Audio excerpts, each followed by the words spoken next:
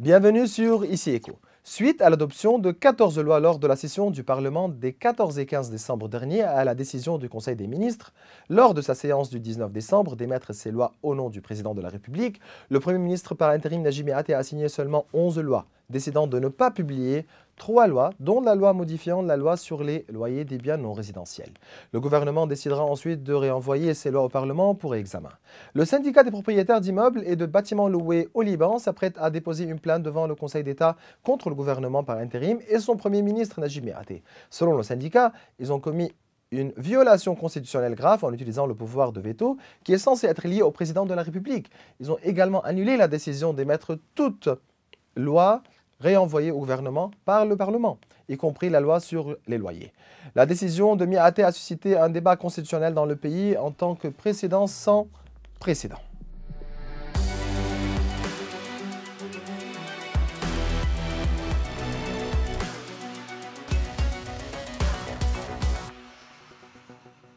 Durant cet épisode, nous nous pencherons sur les questions liées à la loi modifiant la loi sur les loyers des biens non résidentiels avec la conseillère juridique du syndicat des propriétaires, Maître Ali Narmé, ainsi que nous nous pencherons sur les questions liées au secteur de l'immobilier avec le président du syndicat des agents et consultants immobiliers libanais, Walid Moussa.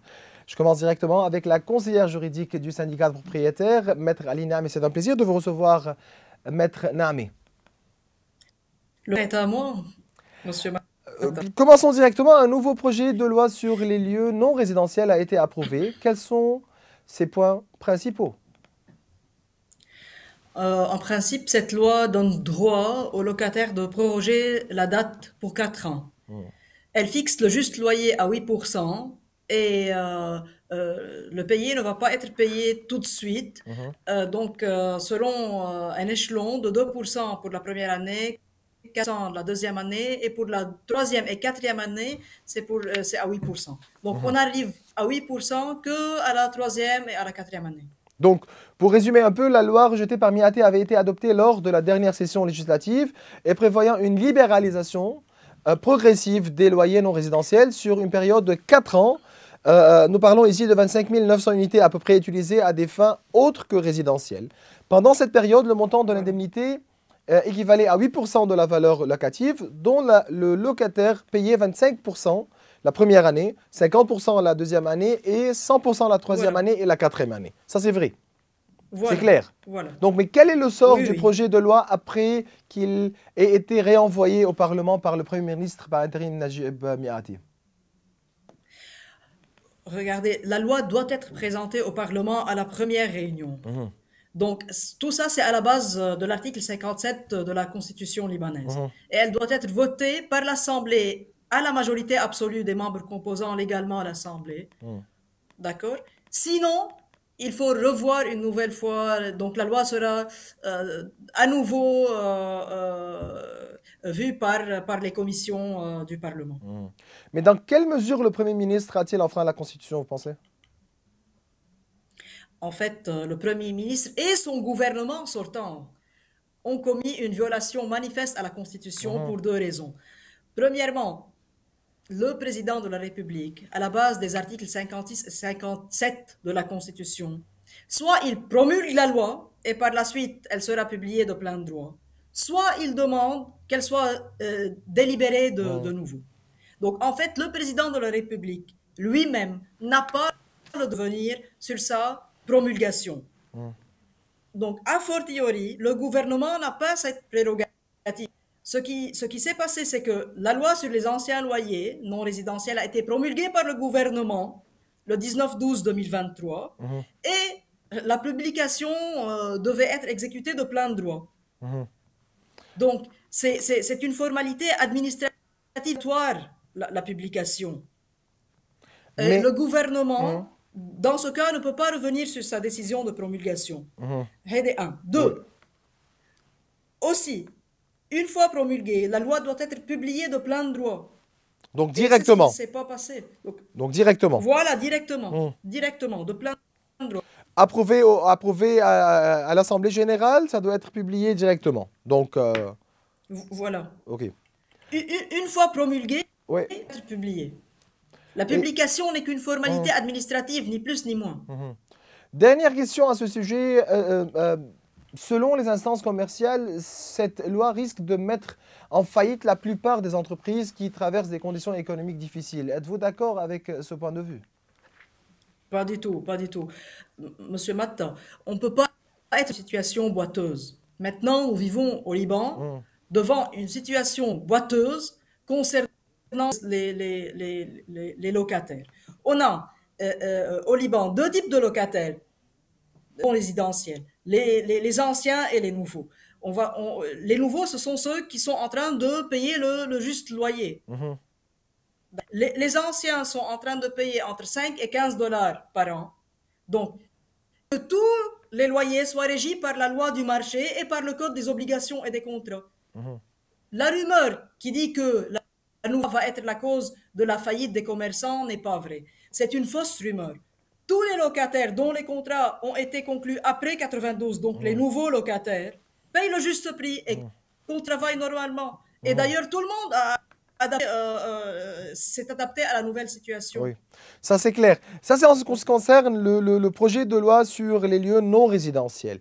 Quoi de neuf concernant la loi Voilà. de 2014 sur les lieux de résidence? Concernant les locataires qui ne bénéficient pas de la subvention de l'État, donc ce sont ceux dont les revenus sont supérieurs à 5 SMIC. Hmm, Leurs contrats ont pris 12, le 28 12 23.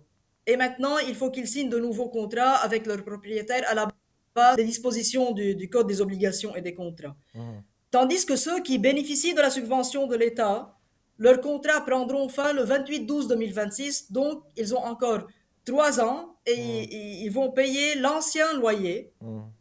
Et c'est l'État qui doit payer le montant de l'augmentation aux propriétaires. Et c'est une question qui sera d'ailleurs Hmm, résolue entre les propriétaires et l'État libanais. hmm. C'est clair. Revenons au non résidentiel. Certains estiment que le Parlement s'est précipité pour promulguer une loi sur les lieux non résidentiels avant de finaliser celle sur les lieux résidentiels. Qu'en pensez-vous? Pas du tout. Une même loi concernant les deux types d'anciens loyers devait être votée et promulguée, Hmm, puisque toutes les législations exceptionnelles qui ont prorogé les délais de location n'avaient jamais séparé entre les loyers résidentiels et non résidentiels. Je parle avant, depuis hmm, 92. Mais le Parlement a voulu les séparer en 2014 pour des raisons qu'on nie. En effet, le législateur, dans la loi de 2014, a précisé à l'article 38 qu'une loi sur les loyers non résidentiels doit être votée dans la période entre 2014 et 2018. Donc tous les locataires étaient au courant et même leurs représentants étaient présents aux réunions des commissions parlementaires à cet effet. Et nous nous posons la question pourquoi il faut encore attendre 50 ans pour que les loyers non résidentiels soient libérés. hmm, Donc, en fait, de 2014 jusqu'en 2023, ou maintenant nous sommes en 2024, il y a 9 ans, plus que hmm, 9 ans. hmm, Donc, ils étaient déjà au courant, il n'y a pas de précipitation. Au contraire, nous voyons que le Parlement a pris beaucoup de temps. hmm. Euh, Mais pour finir, j'ai juste oui, une oui, petite certainement. nuance. Oui, oui, certainement. Oui, Certainement. excusez-moi. Mais juste une petite nuance concernant les nouveaux locataires non résidentiels. En fait, ces nouveaux locataires non résidentiels sont concurrencés par les anciens locataires qui n'ont pas de charge de location. Hmm. Donc, c'est une concurrence, en fait, entre deux guillemets, déloyale. Oui, imparfaite. Donc, voilà. Donc, pour parler juste, pour nier les rumeurs qui disent que on va voir les faillites, je ne sais pas qu'est-ce qu'il va y avoir. Il n'y a rien. Mhm. Au contraire. Euh, quelle est votre, ou bien quelles sont vos recommandations au Parlement en ce qui concerne les lieux de résidence et non résidence, donc à but commercial? Oui, voilà. Donc, pour les locations résidentielles, une brèche a été créée dans l'amendement de la loi en 2017, lorsque toute la loi a été publiée de nouveau. Nous demandons au législateur de clarifier sa volonté en fixant la date de l'engueur de la loi en 2014, comme nous demandons au pouvoir judiciaire, précisément les commissions spéciales, Mhm. de trancher les litiges relatifs aux demandes de bénéfices de subventions de l'État. Pour les locations non résidentielles, il faut que le Parlement soit vigilant. Les prorogations simultanées ont pris fin l'année passée. Oh. Et les locataires non résidentiels sont en état de fraude maintenant. Ils doivent évacuer les locaux. Pour cela, il faut que le Parlement vote la loi à la majorité absolue une deuxième fois pour en finir. Donc voilà, il semble y Et avoir un processus législatif qui se déroule pour la première fois au Liban. Mais comme d'habitude, l'État libanais n'approuve rien de manière correcte et sans défaut. Et toutes les décisions sont prises de manière confuse, peu claire et sujette à contestation, entraînant certainement des conflits entre les parties en l'absence totale de l'État. Vous êtes d'accord? oui, oui, bien sûr, bien sûr. Et je voudrais juste vous dire que maintenant, à ce temps même, le syndicat des propriétaires d'immeubles a présenté un recours Ah ah. devant le Conseil d'État en annulation de la décision du gouvernement sortant et nous demandons aux magistrats du Conseil d'État d'appliquer la loi, rien que la loi, et de trancher le litige dans les plus brefs délais. On ne peut plus en supporter. Permettez-moi de vous remercier, Maître Alina, mais vous êtes la conseillère juridique du syndicat des propriétaires.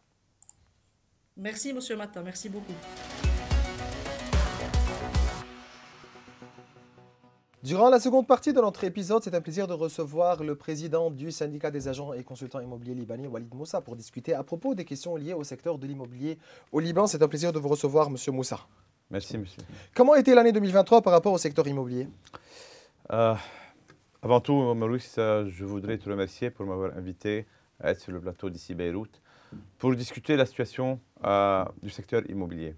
Ce secteur qui est considéré d'être un des piliers fondamentaux de l'économie libanaise et dont 70 métiers ils sont reliés directement ou indirectement. Et comme on le dit, quand le bâtiment va, tout va. Actuellement, on est, comme tu le sais très bien, que pendant l'année 2021, les années 2021, les gens on a vu un essor immobilier et les gens ont pu investir dans le secteur en payant par chèque et en faisant sortir leurs dépôts en achetant des biens immobiliers. Et le secteur a prouvé sa puissance car aujourd'hui, on est dans une situation où ces gens même peuvent vendre les biens qu'ils ont achetés en chèque, en cash. Actuellement, on peut dire qu'on est dans un repos, dans un coma. Et, pourquoi? Repos, c'est différent qu'un coma. Oui, parce que vraiment, je dis repos parce Qu'est-ce qui se passe? parce qu'il y a beaucoup de raisons extérieures au secteur lui-même qui font de sorte qu'on est dans cette situation. C'est pour ça, est-ce que le marché de l'immobilier existe toujours au Liban? L'intention et la demande existent, mais on pourra discuter quelles sont les raisons, disons, de ce ralentissement. Mais la situation actuelle, on a un ralentissement, un repos, un coma. Oui, mais parce qu'aujourd'hui, les demandes d'achat d'appartements pour installer un fils, une fille qui décide de se marier ne constituent pas un marché. Bien sûr que non. Et malheureusement, en l'absence de crédit immobilier, ce luxe-là... Le financement. Bien sûr. C'est l'absence du financement. Ce luxe-là n'y est plus. On peut pas, les Libanais ne peuvent pas acheter des biens immobiliers, des appartements en payant la totalité de la somme en cash. C'est impossible. Il n'y a aucun secteur immobilier dans le monde qui peut survivre sans prêt immobilier ou financement. C'est ça. Parlons du benchmark. Quel est le benchmark pour le moment pour évaluer les prix de vente d'un appartement comparé au prix avant 2019? Il faut diviser les régions. En divisant les régions, on divise le pouvoir d'achat. Je m'explique. Dans des régions déterminées, on a un pouvoir d'achat élevé qui dépend de certains métiers au Liban qui ont un income en fresh dollar. Et en même temps, dans cette même région, on a beaucoup d'expatriés qui ont un pouvoir d'achat qui vient de leur travail à l'extérieur. Dans ces régions-là, on remarque que le prix s'est relevé. On est à 25% de moins, à peu près, 25% de moins de l'année 2019. OK. Si tu me demandes quelle région, je te dis dans des régions de Beyrouth, downtown, certaines régions de Ashrafieh, Ras Beyrouth, Ramat El Baïda. On est près des prix enregistrés avant 2019. 25%. D'accord. On est à 25% de moins. Vous considérez ça bien? C'est bien?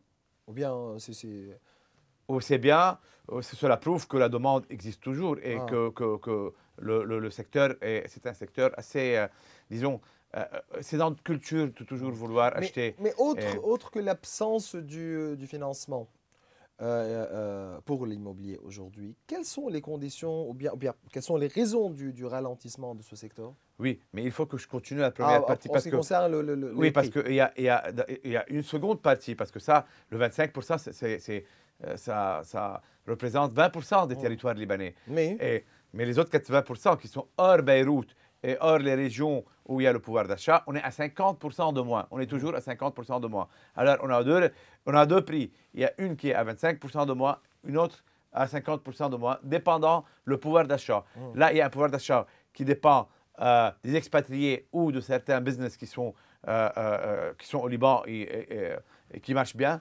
Et on a des autres régions qui dépendent des pouvoirs des Libanais, de la classe moyenne qui n'existe plus et qui, c'est clair. et qui ce sont des salariés qui ont vu leur salaire totalement modifié.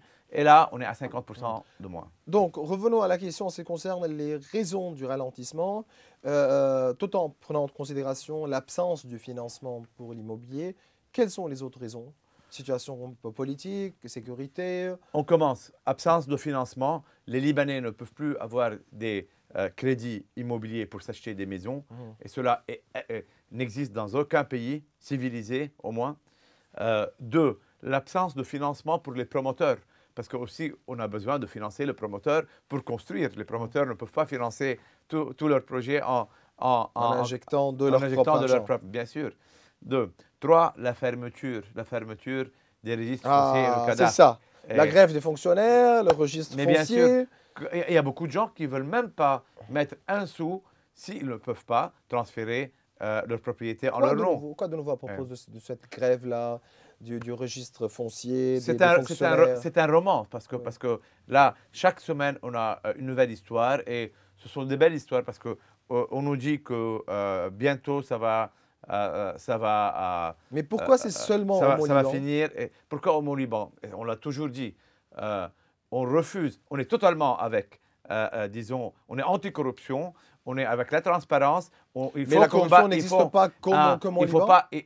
Mais il ne faut pas viser une région déterminée. Il est interdit d'avoir seulement des juges qui ont l'audace d'ouvrir et de faire des investigations sur la corruption dans une région déterminée.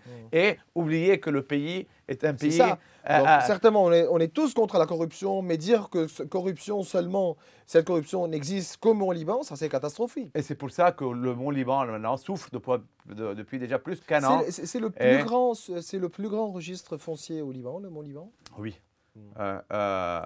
Je parle ici au niveau du nombre de transactions immobilières enregistrées. C'est le plus grand registre. Et là, on a vu, et c'est pour cette cause-là, qu'il y a à peu près 150 000 opérations qui n'ont pas été enregistrées maintenant. Il y a 70 qui ont présenté leur demande et peut-être il y a environ 80 000 qui attendent l'ouverture pour pouvoir enregistrer les demandes. Et notre gouvernement cherche aujourd'hui à imposer de nouvelles taxes et de nouvelles impôts pour pouvoir financer le budget et collecter des recettes. Et voilà, nous avons ici des sources. Il a perdu à peu près, dépendant de nos calculs, 110 millions de dollars avec cette fermeture. Les 110 millions de dollars, tu le sais aussi bien que moi, qu'ils auraient pu l'utiliser à financer 1000 choses qu'on en a besoin. Quelles ont été les conséquences de la guerre au sud sur le secteur? Vous avez ajouté? On n'a pas continué les raisons. Ok, donc nous avons dit manque de financement. Financement pour les acheteurs, manque de financement pour les promoteurs. Le registre foncier et bien instabilité politique et sécuritaire. On a vu pendant les trois derniers mois, la situation était catastrophique. Et les gens n'ont plus envie de prendre le risque d'investir leur argent sans sécurité, sans stabilité. Et la cinquième raison... Mais de tout temps, l'investissement dans l'immobilier était un investissement sentimental et aussi pourtant un niveau de sécurité élevé. Oui, mais un minimum. Tu n'as pas de président, tu n'as pas de gouvernement, tu as un problème, tout genre de problèmes politiques. Tu as eu les derniers 3-4 mois, on a eu le conflit avec Après les le 7 octobre. Israéliens, oui, après le 7 octobre. Vraiment, cette fois a été, ces trois derniers mois ont été catastrophiques pour le secteur. Ce sont les raisons de ralentissement du secteur. La cinquième, c'est l'absence de la vision de l'État envers le secteur de l'immobilier. Parce que il y a un minimum à faire qu'on ne le fait pas. Ce sont les 5 raisons. Ça, c'est clair. Donc, vous avez bien mentionné les conditions sécuritaires, la guerre au sud, etc. Quelles ont été les conséquences de la guerre au sud sur le secteur au niveau de la demande, des prix, en prenant en considération le grand nombre de déplacés du sud vers des régions loin des frontières? Au début, on a vu une hausse de demande de location, sur les locations dans certaines régions. Et on a vu aussi les prix augmenter parce que c'est la règle de l'offre et de la demande. Il y avait beaucoup de demandes, alors les gens ont augmenté leurs prix. Mais ça s'est calmé 2-3 semaines après le début des conflits. Ça s'est calmé. On peut dire que le seul résultat ou la conséquence de cette guerre était disons, une crise jamais vue dans le secteur. Vos remarques au niveau du budget 2024 par rapport à l'immobilier, vous dites quoi? C'est un budget sans vision. C'est un budget qui ne vise qu'à collecter les impôts. C'est un budget qui oublie qu'il y a un secteur qui s'appelle le secteur immobilier et dont dépendent 70 métiers, comme on l'avait dit, 70 métiers qui sont reliés directement ou indirectement. On a vu qu'il n'y a aucune initiative pour encourager les investissements immobiliers. Moi, j'aurais, si vous me demandez quels sont les points ou les remarques, je vous dis, je commence par l'enregistrement lui-même. Il fallait baisser la taxe d'enregistrement, les frais d'enregistrement de 3 à 1%. Et pour les étrangers, qui est toujours à 5, il faut la baisser à 1. Et il faut encourager les étrangers et non pas augmenter les coûts, certainement. Les faire fuir. 1, 2, les taxes sur les gains faites sur les transactions immobilières. Ça, c'est une folie. C'est un vol. C'est un vol parce que toi, tu achètes, si tu aurais acheté un bien immobilier en 2018, $1 million. Avec la réévaluation, donc il faut voir, il faut réévaluer. Et à quel prix, l'inflation? Ils sont en train d'imposer les taxes sur les montants en inflation, dans les livres libanaises. Si tu achètes un bien immobilier à $1 million et tu le vends à 500 000 avec une perte de 500 000, et tu payes une taxe de 60 000 $. Pourquoi? Parce qu'ils sont en train de t'imposer une taxe sur les montants libanais. C'est catastrophique. Mais non, il faut attendre les amendements qui ont été présentés par Brahim Kenaan et la commission du budget et des finances. On espère bien. On espère parce que c'est catastrophique. Parce que prendre le projet de loi comme il a été présenté par le gouvernement au Parlement, ce n'est qu'un papier comptable, sans vision, sans plan, etc. C'est comme en collecter de l'argent pour pouvoir payer les fonctionnaires. Ça, c'est catastrophique. Et enfin, disons, il faut aussi encourager les promoteurs immobiliers en baissant ou en éliminant pour une certaine durée les taxes sur les compagnies de promotion immobilière, en baissant aussi les douanes, les taxes sur les produits de construction, parce qu'il nous faut de nouvelles constructions. Il faut aider les promoteurs à construire de nouveaux appartements à des prix accessibles. Parce que là, on a besoin de produits accessibles avec aussi une possibilité de financement de la part des promoteurs. En absence de financement des banques, il faut voir comment aider d'une façon ou d'une autre, directement ou indirectement, les promoteurs à financer eux-mêmes. Et cela ne se fait qu'en les aidant dans les taxes, à réduire leurs taxes, en réduisant les frais de construction. Monsieur Moussa, quels seraient vos conseils pour les acheteurs en 2024? On achète, on attend, on vend, on investit, on fait quoi en 2024?